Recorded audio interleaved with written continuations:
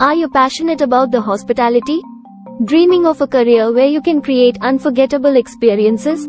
Introducing Usha Devi College of Hotel Management, where dreams turn into reality. Students practicing hotel management skills in various settings. At Usha Devi College, we believe in practical education that prepares you for the real world. With industry expert faculty and state-of-the-art facilities, serving guests, and organizing events. Event management, our comprehensive programs cover it all. Admissions are now open. Visit our website at www.ushadevihmct.com.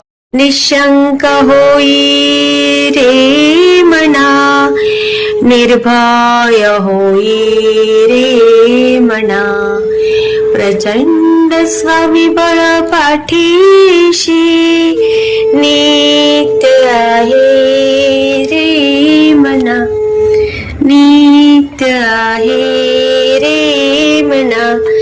Jai Shivdatt Shri Swami Samarth Maharaj. Hello. Shri Swami Samarth. हा, श्री स्वामी समर्थ. हा ताई, तुम्हाला सांगू ना आता अनुभव? हो हो हो हो. हा, नाव सांगायला लागेल का माझं? मग नाव सांगितलं पाहिजे ना. तुम्ही महाराष्ट्राच्या हो. कन्या फेमस आहात दोघी बहिणी. त्यात कृषी कन्या आहोत, हा मग सांगायला पाहिजे. हा हा, तर मी कुमारी सुशीला दशरथराव बिडकर हा. आणि माझी लहान बहीण बेबी दशरथराव बिडकर. हा. हा, तर आता तुम्हाला माहितच आहे ना, आम्ही दोघी बहिणी हो. खूप साऱ्या न्यूज चॅनलना वगैरे आमची दखल घेतली. हो. आता काय झालं ताई, स्वामी प्रगट दिवस होता ना, हम्म, हम्म.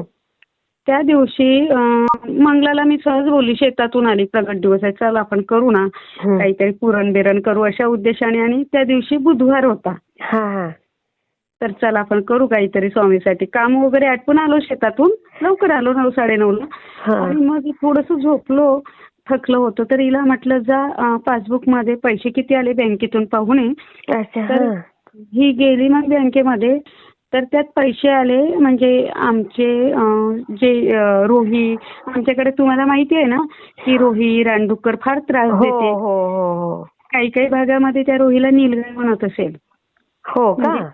आमच्या भागामध्ये आम्ही रोही म्हणतो. अच्छा. आणि तुम्हाला माहिती आहे माझ्या जंगलात वाघ अस्वल पण आहे. मी मागे पण तुम्हाला व्हिडिओ नाही टाकले होते का? त्या माणसाला तर किती जणांना त्यांनी मारलंय. 2 माणसाला खाल्लं. हा हा. हो हो. असं तर ते तर खूप म्हणजे आमच्याकडे खूप हानी होते ताई. तितकी बरी कृपा की आमच्यावर नाही का जरा कृपा आहे वाघाची अस्वलची. खरी ग. म्हणजे हा, पण ते रोही आणि रानडुकरी फार आमच्या पिकाचं नुकसान करते. तर मग त्याचा नाही का असा पंचनामा झाला होता. तो पंचनामा 17 तारखेला झाला 10व्या महिन्यात आणि 2023ला. अच्छा. हा हा. मग ते आमचे पैसे ऑक्टोबर मध्ये. हो. नवरात्र पण होतं ताई तेव्हा. बरोबर. हा हा. आणि 15 तारखेला आम्हाला आयकॉन अवॉर्ड भेटला होता, विदर्भ आयकॉन असा. हो हो हो हो हो. हो. आणि त्यानंतर मग 3ऱ्या दिवशी हा पंचनामा झाला. फार थकलेलो पण होतो आम्ही. आणि पंचनामा करताना ते काय फॉरेस्टचे एकटे दुकटे लोक येत नाही. नाही का? नाही, ते किती जण असते माहितीये का? 2 वनपाल, 2 वनरक्षक, 2 वनमजूर त्यांच्यासोबत. अच्छा. हा, म्हणजे ते एकटे दुकटे नाही, जसं काही आपण आतंकवादी असतो. आणि हो, आणि मग त्याच्यानंतर एक कृषी सहाय्यक पण येते. कृषी सहाय्यक त्यांच्या बॉडीमध्ये असते. म्हणजे त्यांना व्हॅल्युएशन कळतं की किती पिकाचं किती, असं नाही का? हा. मग तो पंचनामा वगैरे झाला, सर्वांनी सह्या केल्या. म्हणजे माझी केस ही बेबीच्या नावाने होती ना, माझ्या बहिणीची मंगलाच्या नावाने. तिने सही केली, कृषी सहाय्यक सरांनी सही केली. आणि मग कृषी सहाय्यक सरांनी सही केली, सगळ्यांनी केली. आणि मग आम्ही घरी आलो. आणि त्यानंतर आमच्या खात्यामध्ये 4था महिना आपला एप्रिलचा आता हा. आणि 10 तारखेला आम्ही पाहिलं तर पैसे किती, 9,120 रुपये आणि 12,016 रुपये बस फक्त. आणि हे किती हजारापैकी आहे माहितीये का? 21,000, 63,000पैकी. बापरे. म्हणजे बाकीचे पैसे त्यांनी खाल्ले? त्यांनी नाही खाल्ले ते पैसे, कारण त्यांनी वरचा असा पंचनामाच कमी पैशाचा दाखवला. अरे. जो पंचनामा एक छोटे संत्र्याचे झाडं खाते ना, छोटे आणि मोठे, तर 25,760 रुपयाचा जो होता त्याला तसाच ठेवला, त्रुटीमध्ये ठेवला की याच्यात त्रुटी आहे.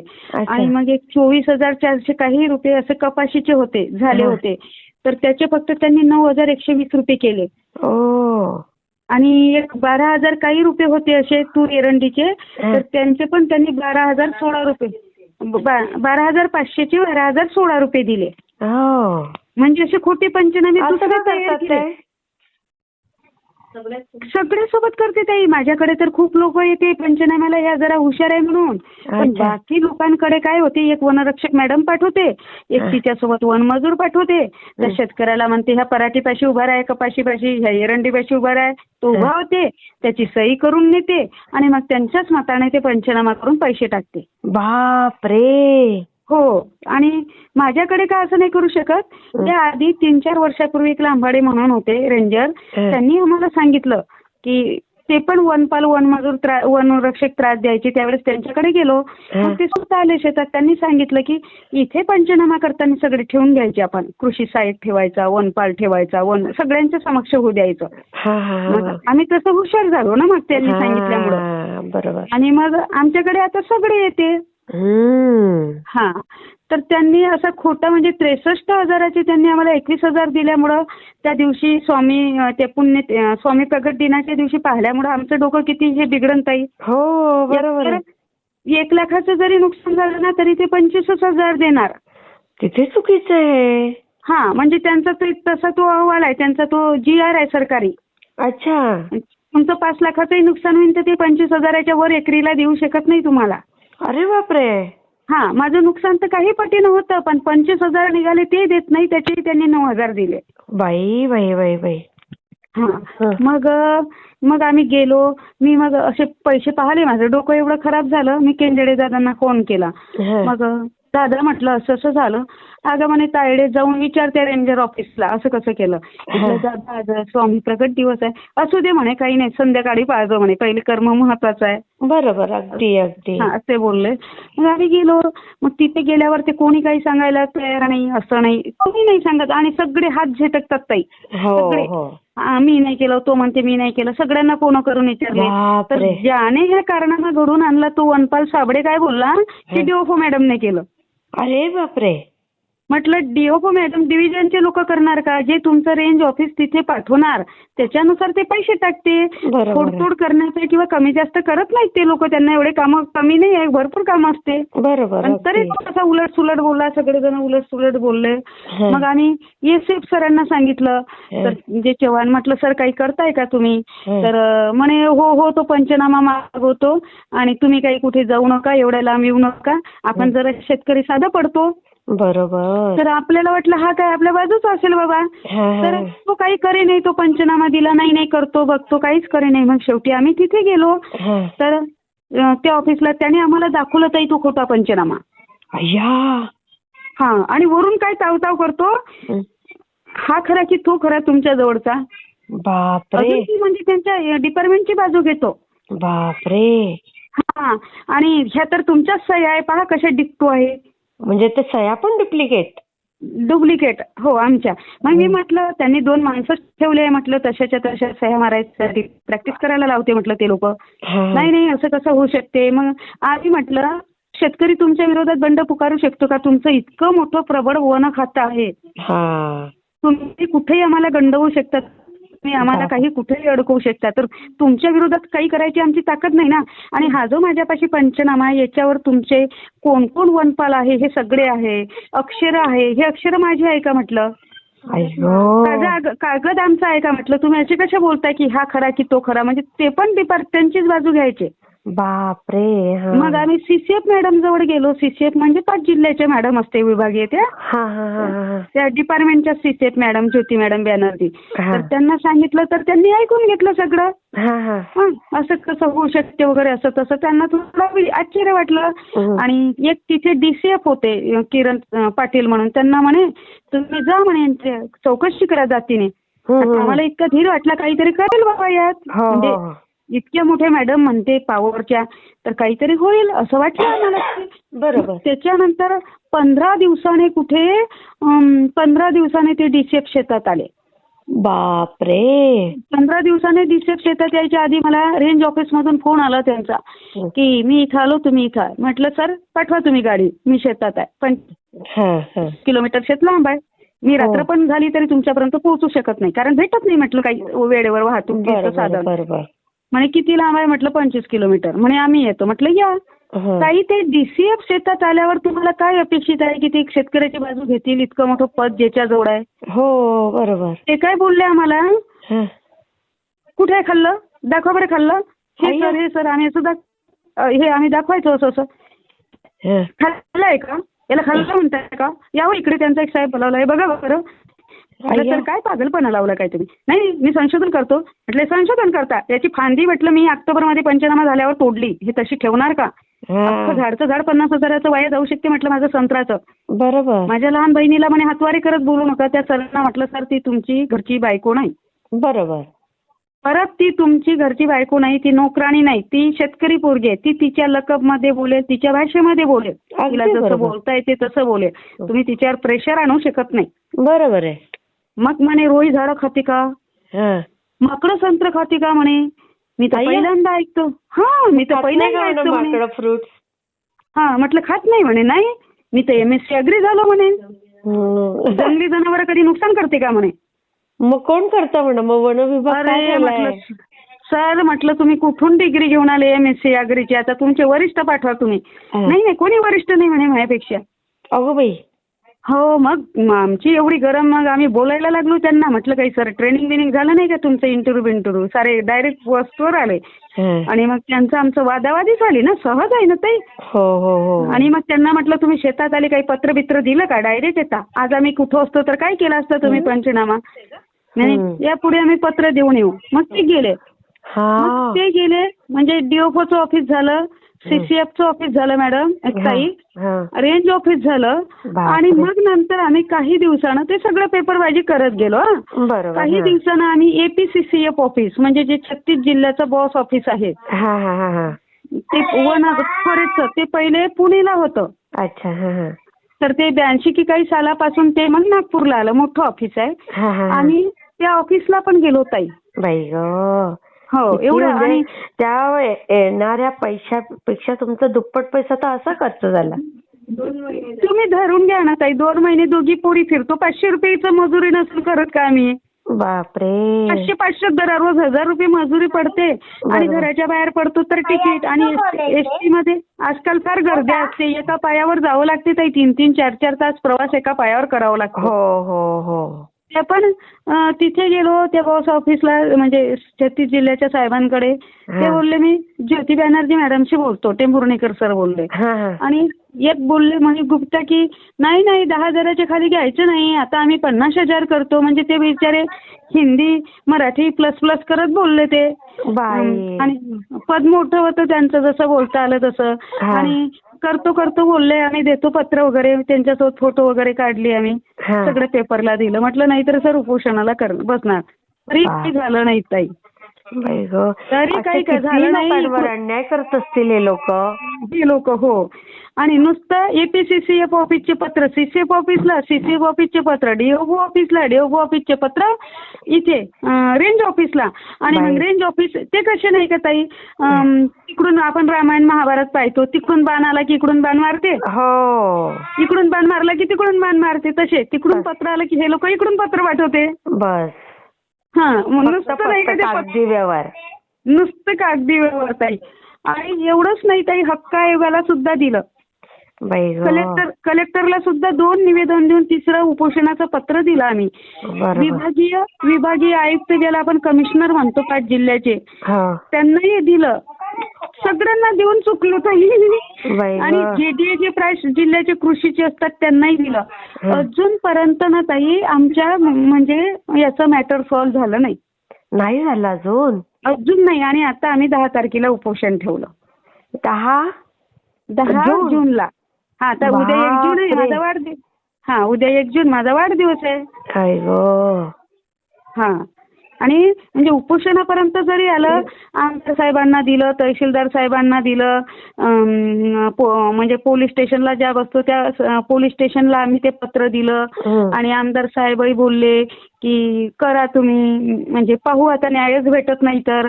म्हणजे हो. आणि इतकं जबरदस्त, म्हणजे तुम्हाला सांगतो सरकारी कर्मचारी तिथे CCF जवळ गेलो आम्ही. आपण केव्हा गेलो बेबी आता सोमवारला गेलो ताई, हा. तर ती सीसीएफ मॅडम ज्योती बॅनर्जी आम्ही तिथे गेलो, आम्हाला भेटू द्या म्हटलं. हा. तर ते एक पिंट्यासारखं पोरग असते बिचारे डोरवर वाचीवर, हा.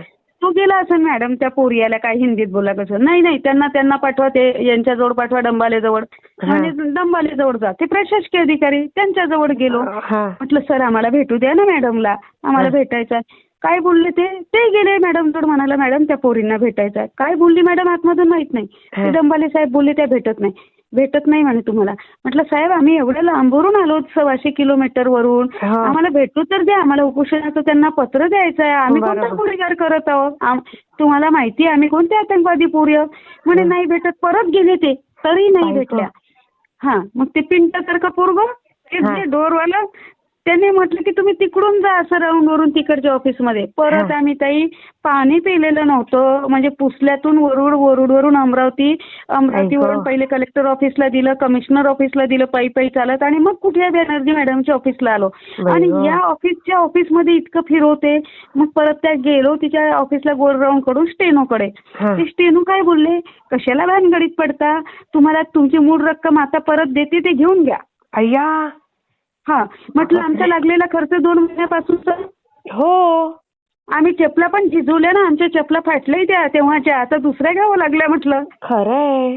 हा, तर त्यांनी काय म्हटलं, नाही म्हणे शेती तर सोपी आहे, आमच्या कमरा दुखून जाते फोमच्या खुर्चीवर बसू. म्हटलं खडी फोडायला पाठवलं तुम्हाला, तेव्हा येईल का दुरुस्त तुमच्या कमरा. बरोबर आहे, तेच ना. हे काय बोलतात हे सरकारी कर्मचारी, किती विचार करणारे, आणि सगळे सारखे. खरंच आता आणि सगळे डिपार्टमेंट सगळे सारखे. अरे नोकऱ्या लागत नाही तेव्हा रडतात, मग नोकऱ्या मिळतात तेव्हा इमानदारीने करा ना. का अन्याय करतात, का कोणाची शिळशाप घेतात, नंतर मग ह्या लोकांना भोगावं लागतं. इथे करा, इथेच भोगा, तोच पैसा मग दुसरीकडे घालवतात, ते घालवतो दवाखाना तिकडे तिकडे. तर तो काय बोलला स्टेनो की आम्हाला नोकरी करावंच लागेल, आमच्याकडे शेतीवाडी नाही. म्हटलं माझी देऊ का, फुकटात देतो नावानं करून माझी शेती, करता का म्हटलं. मग अशा भाषेत बोलली मग मी त्यांना. बरोबर आहे, काय करणार. तरी तू कडक आहे, एवढी कडक लक्ष्मी आहे, तरी तुझे म्हणजे आणि शिकलेली आहे, सुशिक्षित शेतकरी आहे, तरी तुझे हे हाल.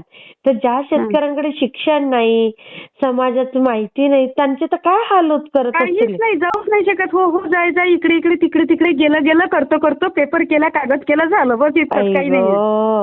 हो, काही कधी न्याय भेटत नाही, काही नाही. ते सांगते ते पोलीस खातं आणि हे फॉरेस्ट खातं, हे सांगते तुम्ही किती वर जा, वर तर आमचेच लोक आहे. माझ्यासोबत मला पोलिसांनी सांगितलेलं आहे हे, तू किती वर गेली तरी सगळ्या खाली येते, आणि फॉरेस्टने सांगितलंय किती वर जा, शेवटी खालचीच इन्क्वायरी करणार. बापरे. हा, आणि तो स्टेनो परत काय बोलला ताई की तुम्ही म्हणे ते फेन्सिंग करा, हे करा, ते करा, ते 10,000 खर्च करा. त्याला मी इतकी रागवली होती, म्हटलं सोनधंदे कमी शिकवा, पहिले यांच्यावर कारवाई करा. बरोबर. ते शेती करतोय ना आम्ही, आम्हाला समजते काय करायचं, नको शिकू बाबा सोनके, पहिले मॅडमला जाणं सांग की त्या पोरीला भेटायचं आहे. मग तोही गेला ताई 2 डाव.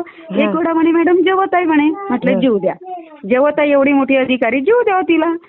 मग डबल गेला तरी भेटली नाही, ते म्हणे तिकडून जाय, परत त्या डंबाले जोड पाठवलं ताई गोल राऊंड मारून. मग ते डंबाले जोड, सर भेटू द्या ना आम्हाला, सर आम्हाला मॅडमला पत्र द्यायचं आहे. परत गेला, परतही रागवली त्याला ती मॅडम. बापरे. म्हणजे ती बाई पदावर जी आहे ती बाईच आहे, तिला भेटायला 2 पोरीच जाणार होत्या तिच्या पोरीसारख्या. मग तिला आमची काय भीती, ती भेटूही देत नाही, म्हणजे किती मोठा इगो आणि अहंकार आहे हा. मग तुम्हाला ते पद, ते कामासाठी तिथे ठेवलेलं आहे, तर तुम्ही ते काम व्यवस्थित करा ना. आणि तो पण ते ताई बाया अन्याय नाही करत, हर महिला बेचारी नाही होती और हर मर्द अत्याचारी नाही होता. बरोबर. तर मग परत रडलो ताई. ते डंबाले म्हणे शांत राहा. म्हटलं तुम्ही घ्या, ते काय म्हणते आम्ही तुमचा अहवाल आम्ही घेत नाही, तुमचा अर्ज उपोषणाचा, आम्हाला खालचे येऊ द्या अहवाल, वरचे अहवाल येऊ द्या. आता म्हटलं सर तुम्हाला सालभर अर्ज येणार नाही, अहवाल येतील नाही वरिष्ठांकडून, तुमच्या कनिष्ठांकडून, मग आमचा अर्ज घेणार नाही का म्हटलं. नाही घेतला ताई त्यांनी. नाही घेतला. बापरे. शेवटी आता आम्ही मग ते आल्यावर त्याही मॅडमची कंप्लेंट केली महिला आयोगांना, त्याच्यानंतर राष्ट्रपतींना सुद्धा केली, सगळे मंत्री सगळ्यांना आम्ही ते पत्र पाठवले. आणि बरं आम्ही त्या केलं, बरं. रेंज ऑफिसला द्यायला गेलो ना पत्र, ती RFO जी माझ्या गावची आहे हा. त्यांना, तर त्या काय बोलल्या, त्याच दिवशी भेटल्या, फक्त 4 वर्षात कधी ऑफिसलाही भेटल्या नाही. बापरे, बघा. नाही, ऑफिसमध्ये नाही राहत. एक मुलगा लावला आहे ऑफिसमध्ये, काही अर्ज आला काय तो गाडी घेतो, अर्ज घेतो, तिच्या घरी नेतो, तिच्या बाई, बहिणी बाई. आणतो. हा अरे हा, एक हेच लावलेलं आहे, वर्क फ्रॉम होमच आहे त्यांचं. बाई गो. घरी बसूनच सगळं करते. आणि ऑफिसमध्ये कधी जा, बेंडे मॅडम आहे का आपण म्हटलं ना, तर ते काय सांगते, बाकी कर्मचारी जेवायला गेल्या, हो. जेवायला गेल्या, प्रत्येक वेळेस जेवायला गेल्या. आता त्यांनी पवित्रा बदलवला, थोडं जंगलात गेले सांगते, कधी कधी लग्नाला गेल्या असंही सांगते, कारण आम्ही त्यांची ते कंप्लेंट केलेली आहे. कधी ह्या मॅडमला विचारा, त्या मॅडम जेवायलाच जाते. बाई, कोणत्या प्रकारचं जेवण आहे म्हणा तुमचं? माहित नाही. तुम्हाला सांगतो ताई, DOF ऑफिसला गेलो आणि कुठं द्यायचं पत्र असं विचारलं ना, कुठं द्यायचं, DOF मॅडम जागेवर नाही. तर एक म्हणते इकडे जा तिकडे जा, जिथं द्यायचं तो गायब खुर्चीवरून. बापरे. शेवटी मी SF ऑफिसला गेली, म्हटलं कुठं आहे सर, म्हणे तिथंच आहे ना मॅडम, तो येतोय. एकाला विचारायला गेली, तो काय म्हणतो असं मोबाईलमध्ये, त्याचं डोकं गुंग तिघाचं. आणि ती कशी करते, तिथे बसा बाई, तुम्ही तिथे बसा बाई, तिथे बसा. म्हटलं ए त्याला इतक्याने ओरडले, ए तुला कुठे बाई दिसते मी? बरोबर आहे. अशी जोऱ्याने ओरडली. म्हणे तुम्ही बाई नाही का? म्हटलं माझं लग्न व्हायचं आहे मॅडम, म्हण तुला ताई म्हणता येत नाही तर.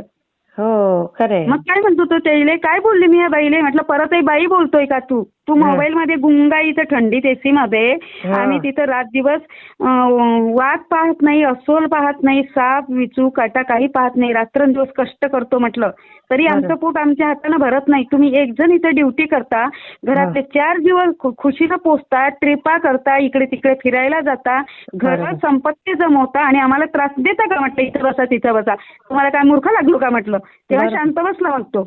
बरोबर आहे ना, यांना कोणीतरी पाहिजेच. खरंच स्वामींनी यांना ना, स्वामींनी यांच्याकडे बघायलाच पाहिजे. खरंय. आणि तुम्हाला नक्की न्याय मिळणार बेटा. नाही तर भेटून घेणार, देवाच्या हातात आहे. एक वेळा ह्याच संबंधी त्याच्या 15 दिवसापूर्वी, 1 महिन्यापूर्वी गेलो आणि त्या DOF मॅडमला फोन केला की मला तुम्हाला अर्ज द्यायचा आहे, पण तुम्ही नाही आहे इथे, SF सर आहे त्यांना दे बोलले. आता SF सरला देतो तर मग एक झेरॉक्स लागते ना ओळखीसाठी आपल्याकडे, आणि एक झेरॉक्स माझ्याकडे नाही होती. तर ते SF सर माझ्या सोबत आले आणि ते एका याला काय म्हणाले, काहीतरी असेल क्लास 3 वगैरे, क्लर्क वगैरे, की यांना तुम्ही एक झेरॉक्स काढून द्या, DOF मॅडमची रिक्वेस्ट आहे. तो काय म्हणाला, मग DOF मॅडमची रिक्वेस्ट आहे ते काही हे लागलं का, मठ लागला का? बापरे. मी म्हटलं त्याला, सर लाजा वाटते का तुम्हाला? बरोबर आहे. कोणाला सांगता ये, तू 2-3 वर्ष रिटायरमेंटला आहे, शेतकरी पोरी आलो, मठ लागला काय म्हणता का? तुम्हाला एवढी नोकरी भेटली, पोट भागते, तुम्ही सफिशियंट नाही? एका झेरॉक्स साठी मी आता बाहेर जाऊ का ह्या ऑफिसच्या? आणि किती लांब लांब असतात झेरॉक्स, खूप लांब लांब असते ताई. झेरॉक्स काय अशा जवळ असते का त्यांच्या? तेच. आणि यांना ऑफिसच्या ऑफिसमध्ये झेरॉक्स मशीन ठेवलेले असते. आणि मग मी त्याला इतकी बोलली तडतड, मग काय बोलला तो, आणा देतो. म्हटलं तू आता अजिबात देऊ नका, आता बाहेरून आणतो. ताई जर अमरावती मला जायचं आहे तर तिथे 11 वाजता पोहोचा लागते. मला घरातून कधी उठा लागेल 3 वाजता पहाटे. घरातून 3 वाजता पहाटे उठलो, सळा आहे, सारवण आहे, फरची पोसणं आहे, झाडझूड करणं आहे, कपडे धुणं आहे, अंघोळी आहे, डबा आहे, हे सगळं करून 6 वाजता घरातून निघालो तेव्हा आपण तिथे 11ला पोहोचू. एका पायावर उभं राहत जावं लागते. बरोबर. आणि तिथे उतरल्या काय आपण असं झेरॉक्स बिरॉक्स असं सगळं काढून घेतो का घरातून? सगळं असं पूर्ण होतात काय सगळ्या गोष्टी? नाही, खरंय. आणि तिथे गेल्यावर साहेब भेटायचा, बाहेर आहे, हागायला गेला, मुताला गेला, असं त्यांचं गचकरण चालते. बसून जातो. मग साहेब असल्यावर वाचतो, तो आपल्याला बोलतो, आपण त्याला बोलतोय, आणि साहेब बेप तर ऐकून घेते. चपराशी बिपराशी तर फार जास्त, चहापेक्षा कॅटलीच गरम आहे यांची. हो खरंय. इतके मोठे, म्हणजे तुम्हाला सांगतो, आम्ही पोलिसांना दोष द्यायचो. पोलीस तर आहे, त्यांनी तर ते तर सगळे मर्डर पर्यंत त्याचे स्वतःही प्लॅन करते. पण हे पण कमी नाही. यांनी काय केलं, आता मानत नाही म्हणून काय केलं, माझ्या घरी पोरं पाठवते. का? पोरं पाठवते माझ्या घरी, त्यांचे कर्मचारी असतात ना ते, वनपाल म्हणजे फॉरेस्टरचे कर्मचारी, ते वन मजूर, सामाजिक वनीकरण वगैरे, त्यांचे, त्या पोरीकडे जा म्हणा की ते मूळ रक्कम आता तुम्हाला परत देतो. बापरे. म्हणजे आता त्यांच्या आता ते माझ्या गावचे पोरं माझ्या घरी आल्यावर मी भांडू का त्या लोकांशी? बरोबर आहे. पोरांशी.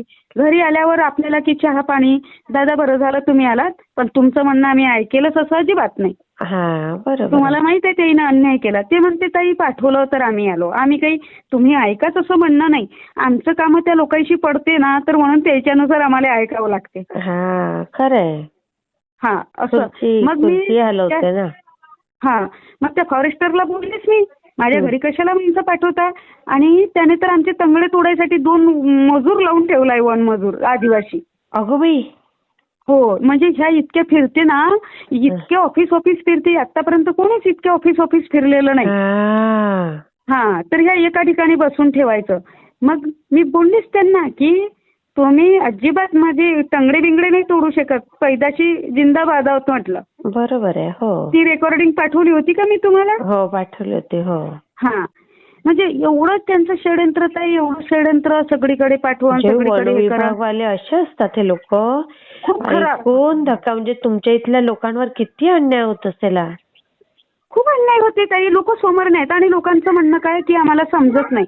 आता मला सांगा, लोक 3-3 मजली बिल्डिंग बांधते, मग काय ते इंजिनियर असते की आर्किटेक्चर असते? बरोबर आहे. हो हा मग पोरींचं आपण 2 पोरी असलो 4 पोरी असलो तरी माणसं लग्न करून देतात. लेकरायचे 4 लेकरं 2 लेकरं सगळं खर्च करतात, शेतीवाडीचा करता. मग डिपार्टमेंटने शांतपणा केली की त्यांच्या विरोधात मशाल पेटवा ना तुम्ही. हो बरोबर. एकावर अन्याय झाला आणि त्याने जर त्यांना पुरजोर विरोध केला ना, त्यांची ताकद नाही ताई. हो खरंय खरंय. आणि मग ते अन्याय हा उग्र जेव्हा होतो, जेव्हा आमच्यासारखे असे जास्त असतात की यांच्या पाठीमागे कोणी नाही. मग तिथं कसं आता आम्हाला ऐकून किती अन्याय सहन करणार तुम्ही? नाही गं बाई. आणि हे ऐकून सगळं अंगावर टेन्शन शार येत आहेत ग माझ्या. कशा तुम्ही मुली लढतायत ग आयुष्यभर. असंच चालू आहे तुमचं. आणि सगळ्यांशी लढावं लागते ताई, सगळ्यांशी. म्हणजे एक डिपार्टमेंट नाही की आम्ही याच्याशी लढलो नाही. आणि सगळे डिपार्टमेंट, पाटबंधारे विभाग तसाच, हायड्रो तसाच, इलेक्ट्रिक बोर्ड तसाच.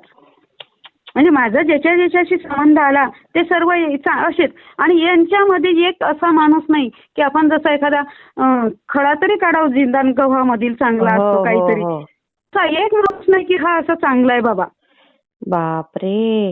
हा एक माणूस तुमची डीपी पण फोडून टाकली होती. माझी डीपी पण फोडली, ते डीपी पण आणली आम्ही. घरचा त्याहीसाठी पैसा लागला. आता 2 महिने घरी फिरत आहोत ताई, आमचा किती पैसा लागत असेल. बरोबर बरोबर. एक दिवस ट्रकामध्ये घरी आलो, काही यायला भेटलं नाही तर. आई ग.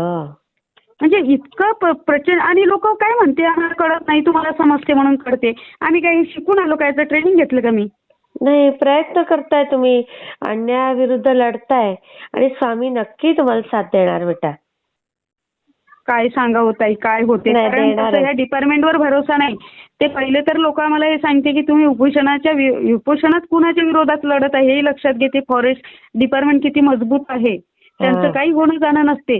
त्यांचे पण जे रिटायरमेंट झालेले अधिकारी आहेत ना, तेही म्हणते तुम्ही आमच्या विरोधात, म्हणजे वन खात्याच्या विरोधात कुठेही जा, राष्ट्रपती जोड जा, पंतप्रधान जोड जा, काही होणे नाहीये. हो हा एवढं म्हणजे खूप कठीण आहे ना ताई यांचं. हो सगळे एकमेकाचे म्हणजे बरोबर बांधलेले आहेत ते. हा आणि शेवटी मी ते डंबारे सरांना काय सांगून आली माहितीये तुम्हाला? त्यांना म्हटलं लक्षात घ्या.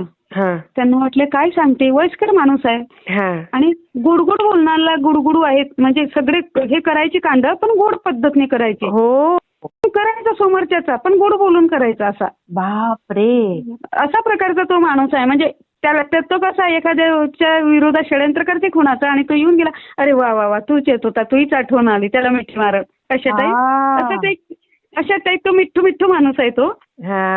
आपल्याला त्यांची शरीरयष्टी, त्यांचं बोलणं पाहिल्यावर आपल्याला कळतंय ना हा कुठल्या लेवलचा आहे. बरोबर आहे. हो हा तर शेवटी काय बोलून आली मी तिथून त्यांना, सर लक्षात ठेवा म्हटलं, आज सोमवार दिवस आहे, 27 तारीख आहे. हे जे तुमचे लेकरं म्हटलं फाशी लागते, त्याच्यानंतर सायकिक होते, ऍक्सिडेंट होतात, जहर पेते, हे आमच्यासारख्या महिलांवर अन्याय झाल्यामुळे जे हाय लागते त्याचे परिणाम असते म्हटलं. बरोबर बरोबर. अशी बोलली मी. आणि तुम्ही जे रिटायर झाल्यावर तुमच्या बीप्या वाढतात, शुगर वाढते, नको नको ते प्रॉब्लेम होतात तुम्हाला, उभ्या उभ्याच तुमची ब्रेन हॅमरिंग होते, उभ्या उभ्या पडते ना तुम्हाला, उभ्या उभ्या लकवा जातो, पॅरालिसिस हा पण म्हटलं. आणि मग तुम्ही लंगोटीमध्ये हाकता आणि मुतता सुद्धा, हे आमच्यावर केलेल्या अन्यायाची हाय असते म्हटलं. मग ते काही बोलले का मला? नाही. ते इतके शांततेने म्हणाले बरोबर आहे, बरोबर आहे. हो का? हा बघ. हा. ते काय ते बोलले असते, ती काय म्हटलं असतं, तिथे पोलीसच तयार असते, त्यानं काय म्हटलं असतं, ताई माझं चुकलं असतं तर चल उठ उठ चल बाई, बरोबर आहे. असे बोलले असते ते. पण त्यांनी किती शांततेनं आणि चेहऱ्यात टाकला आणि बरोबर आहे म्हणे. पहिली गोष्ट तर हे जिथच्या तिथं निपटायला पाहिजे होतं, इतक्या दूर यायला पाहिजे होतं नाही म्हणे. हो का? हा असे बोलले मग ते. हा. आणि शेवटी म्हटलं मी करून करून काय करन, आम्ही तर संविधानाच्या मार्गाने चालणारे पोरी, गोडीनं उडवणार नाही तुम्हाला, पण श्राप नक्कीच देतो, तुमचे घर सगळ्यांचे नक्कीच बरबाद होणार म्हटलं. काय बोलणार या लोकांपुढे? हा नक्कीच बरं, पुढला काळ तुम्ही व्यवस्थित जगूच शकणार नाही म्हटलं. हो खरंय. हा आपल्याला एवढा सुंदर जन्म दिलाय, तो सत्कर्म करून घालवा ना. हा. आणि एक वेळा ताई असंच झालं होतं, ते मागे मी अनुभव दिला होता की घराकडचे बरेच लोक त्रास दे, हो. आणि तेव्हा ते ठाणेदार पण काय होते, म्हणजे हे लोक असे जमले, आम्ही त्यांचे अर्ज वगैरे करायचो, त्रास दिला की अर्ज करायचो. बरोबर. तर ते ठाणेदार काय बोलले, ते वयस्कर होते, नंतर रिटायर झाले लवकरच, म्हणजे 1-1.5 वर्षात. त्यांच्या कानामध्ये मशीन होती, ऐकायला बरोबर नाही जायचं त्यांना. हा हा हा. हा गेडाम. तर ते काय बोलले ह्या लोकांना, आमच्या दुश्मनांना, की यांच्या पाठीमागं कोणी आहे का प्रकरण उचलवणारं? तर ते म्हणे नाही. हा. ही एकटीच आहे म्हणे, ही जरा जास्त हुशार आहे, आणि मंगला पण हुशार आहे, पण तिला त्यावेळेस बाहेर समजायचे जरा. हा हा हा. वास्तविक पाहता तुम्हाला माहित आहे मंगला किती हुशार आहे. हो हो. हा. तर ती हुशार नसती तर तिनं मला प्रत्येकीच्या साथ दिली असती काय? मग ते ठाणेदार असे बोलले ताई, यांच्या बाजूने कोणी आहे का? तर हे लोक बोलले दुश्मन की नाही, ही जरा हुशार आहे आणि ती जरा एक साधी आहे. ते ठाणेदार काय बोलले, यांना उडवून टाका. अय्या. हा. तर ते कसं आम्हाला ऐकायला गेलं ना ताई, ती जोरानं बोलायचे तर, आणि भीती पण वाटते ना, खरंच ऍक्सिडेंट करून टाकला तर, आणि मेलो तर काही होत नाही त्यात ताई, एकदाच मुक्त होतो, पण ते लंगडं लुलं झालं म्हणजे भीती असते ना. बरोबर आहे, बरोबर. आपलं कोण करणार?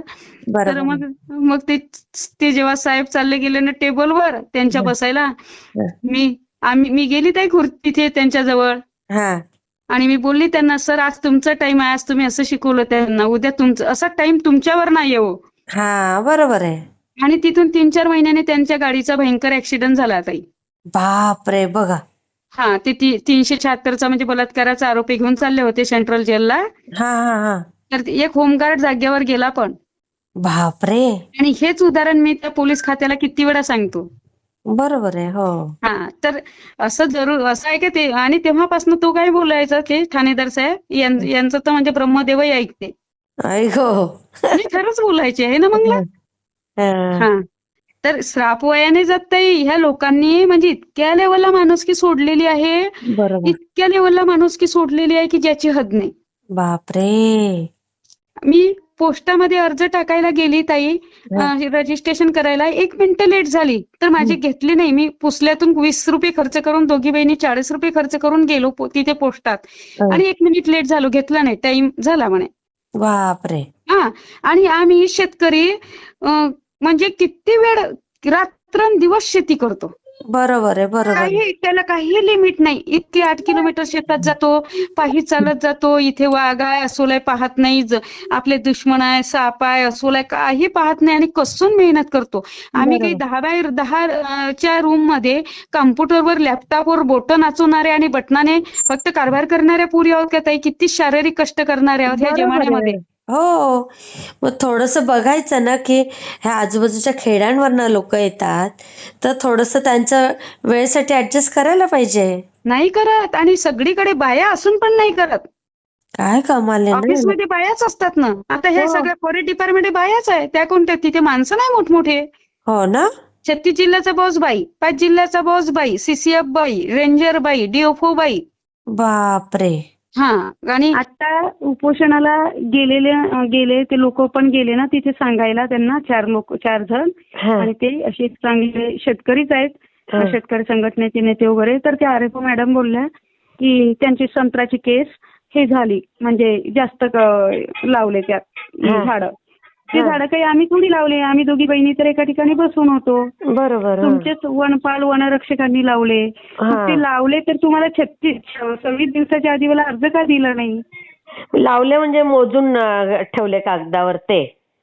हा मोजून म्हणजे ठेवले त्यांनी कागदावरती. चुकीचे मोजले त्यांनी आणि मोजले, दोष हो. तुम्हाला देतायत. त्यांनी बरोबरच मोजले तेव्हा, पण आता अच्छा. ते काहीतरी कारण दाखवतील ना. अच्छा. हा, त्यांना आता काहीतरी म्हणजे ते डिपार्टमेंटच असं आहे की आम्ही हारत नाही, तुम्ही काही करा. हा. आणि इतकी युनिटी असते ताई, पाहण्यासारखी गोष्ट आहे. फक्त शेतकऱ्याची युनिटी नाही आहे, त्यांची बरोबर. इतकी युनिटी आहे. चपराशी साहेबाला वाचवतो, साहेब चपराशाला वाचवते. हो हो, खरंय. एकमेकासाठी झटते, त्यांच्यातलं समजत नाही की काय चालू आहे. आणि अजून म्हणतात शेतकरी आत्महत्या का करतात. एवढा जर वरून अन्याय होत असेल तर शेतकऱ्याने जगायचं कसं? जगायचं कसं? आणि वरून असे काही काही अधिकारी काय बोलते, रिटायर झालेले, शेतकऱ्यांना समजत नाही. शेतकरी मूर्ख आहे. अरे बैताडा, त्याचं पोट भरून तुमचं पोट भरवतो तो. हो. कशाला तो मूर्ख असू शकतो काय? बरोबर आहे, खरंय. आणि त्या दिवशी सीसीएफ मॅडमच्या ऑफिसमधून आम्ही निघालो ना, आणि आम्हाला त्या भेटल्या नाहीत. आम्हाला जे गोल गोल फिरवलं, निघाल्यावर आम्हाला अक्षरशः वाटते एक दीपाली चव्हाण नावाची आरएफओ होती आणि तिने स्वतः गोळी घालून आत्महत्या केली. अय्या. हो, तिला खूप त्रास द्यायचा एक डीओफओ, खूप त्रास द्यायचा. आणि तिने सगळ्यांना ते खूप प्रकरण गाजलं दीपाली चव्हाणचं. हो का? ती नवनीत राणा मॅडम पाशी पण गेल्या, सगळ्यापाशी, पण काहीच उपयोग नाही झाला. शेवटी कंटाळून आत्महत्या केली. तर मग म्हटलं मंगला दोघीतून एक असती तर एक भानगड असती आपली, पण आपण दोघी आहोत. आणि विशेष म्हणजे अशी गोष्ट आहे की आपण दोघंही फार बेश्रम आहोत.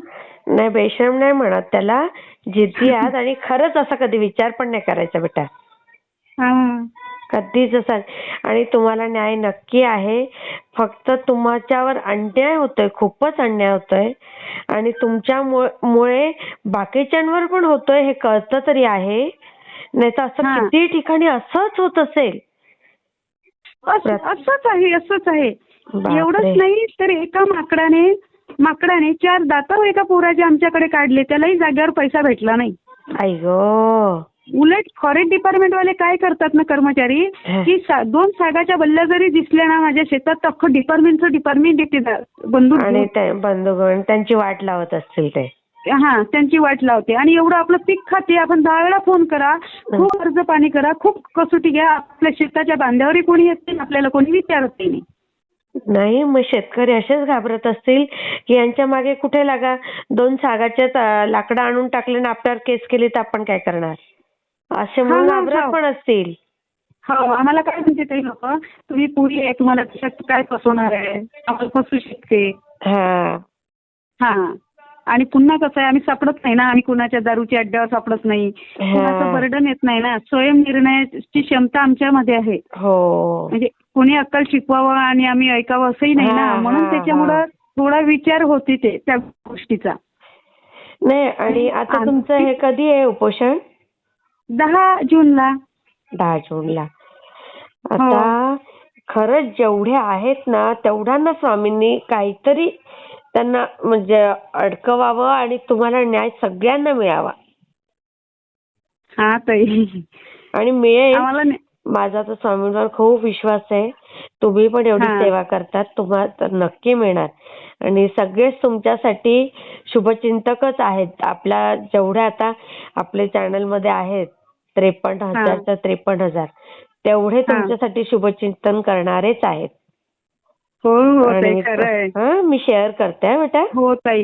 आणि मला हे पण सांगावं वाटलं, कारण आता स्वामीचा साक्षात्कार झाला, देवाने भरभरून दिलंय. खूप जणांच्या म्हणजे काय म्हणते, खूप जणांना संकट असते, त्यातून बाहेर काढते. मला आता हल्ली आम्ही संकटात आहोत, मला हे पण सांगावं वाटते ना ताई. बरोबर. सगळ्या सेवेकऱ्यांचे आम्हाला आशीर्वाद लाभले पाहिजे. आणि हे सगळं जे षड्यंत्र घडून आणलं त्याच्या अधिकारी आणि कर्मचाऱ्यांवर कायदेशीर कारवाई झाली पाहिजे. अगदी अगदी बरोबर आहे. आणि माझे तर मला पैसे 63,000चे 63,000 भेटावे. आमचे मजुरीचे जे लागते, वरचे जे आम्ही शिल्लक झेरॉक्स आहे, हे जाणं, हे सगळं मला पाहिजे. बरोबर आहे. मला हे सांगणं तुम्हाला म्हणजे कोणाच्याही ऐकण्यात गेलं पाहिजे ना ताई, की अन्याय किती लेवलला होतो. आणि रोज होतो, एक दिवस तरी सुखानं जगत नाही आपण. खरंय खरंय खरंय. नक्की बेटा, मी हे शेअर करते आणि नक्की तुम्हाला स्वामी न्याय देतील. हो ताई. श्री स्वामी समर्थ. श्री स्वामी समर्थ ताई. श्री स्वामी समर्थ. आमचं घेणं देणं काही नाही, तुम्ही आमचं ऐका, आम्ही तुमचं ऐकायला आलो इथं रस्त्यावर. कारण कसं आहे, शेतकऱ्याच्या कळवळा काय मिळत आहे. अरे त्यात पण कोणी माहित आहे का 2000 किती पासून तुम्ही शेतकरी करून राहिले? 2000 सालापासून त्याला आई वडील नाही आहे. त्याची भूमिका घेतली कोणा शेतकऱ्यानं? एखाद्या अधिकाऱ्यानं घेतली काय? तुमचं ऐकायला आलो मॅडम आम्ही, आमचं ऐका तुम्ही आज रस्त्यावर. आम्ही ताम्रपाट घेऊन आलो, आम्ही फक्त 5 वर्षासाठी आहे. जर लोकांना म्हटलं का उद्याच राजीनामा देत, आम्हाला लोकांना राजीनामा द्यावा लागते. आम्ही राजकारण करायला नाही आलो इथं, आम्ही शेतकरी म्हणून इथं शेतासाठी आलो आहे. दशरथराव बेडकर आणि ही माझी लहान बहीण बेबी दशरथराव बेडकर. आम्ही दोघी बहिणी गेल्या 23 वर्षापासून पंढरीच्या जंगलामध्ये शेती करतो. 2008 पर्यंत इतके जनावर नव्हते. आता जनावरांचा इतका त्रास वाढला की माझी पराठी सांगा उखरून काढली रानडुकरीना. मॅडम तुमचे फॉरेस्टचे लोक आम्हाला धमके देतात, तुमच्या ऑफिस मध्ये देते. साबडे सानप तुमच्यावर केस ठोकतो म्हणते.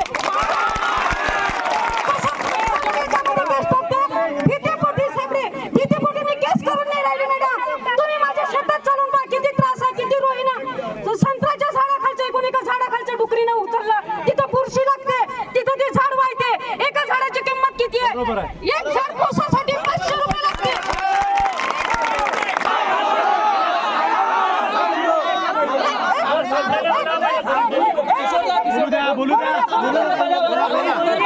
त्यांच्या जंगलातून जातो आम्ही, एवढीशी सागाची झिलपी उचलत नाही, चंदनाची झिलपी उचलत नाही.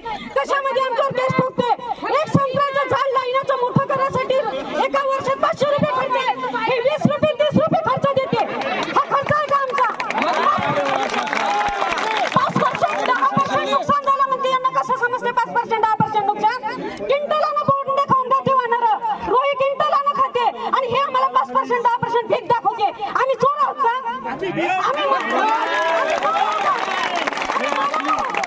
मॅडम मला बोलले होते गेल्या वर्षी उराडमध्ये की आमच्या झाडाचं तुम्ही हे करता. आम्ही झाडं लावतो, तुम्ही होती दादा. आम्ही झाडं लावतो म्हणून तुम्ही श्वास घेता आणि झाडं लावले नाही तर आपण मरू काय? दोन पोरीनं झाडं चालू पंढरीच्या जंगलात माझ्या शेतात दाखवतो किती लावले. माझ्या 3000 स्क्वेअर फूटच्या प्लॉटात दाखवतो तुम्हाला किती लावले. तुम्ही आम्हाला चोर समजता. तुमचे फॉरेस्ट ऑफिसर तुमचे ते कर्मचारी आम्हाला बोलते, आम्हाला आमच्या विरोधात तर झाली ते आम्ही चोर आहोत का? त्यांना समोर बोला. वाटला ते मला कमेंटमध्ये नक्की सांगा. आणि व्हिडिओ आवडला असेल तर लाईक, शेअर आणि सबस्क्राईब करायला विसरू नका. आणि हो, तुमचेही असेच काही अनुभव असतील तर या दिलेल्या नंबरवर रात्री 9 ते 10 ह्या वेळेमध्ये तुम्ही शेअर करू शकता.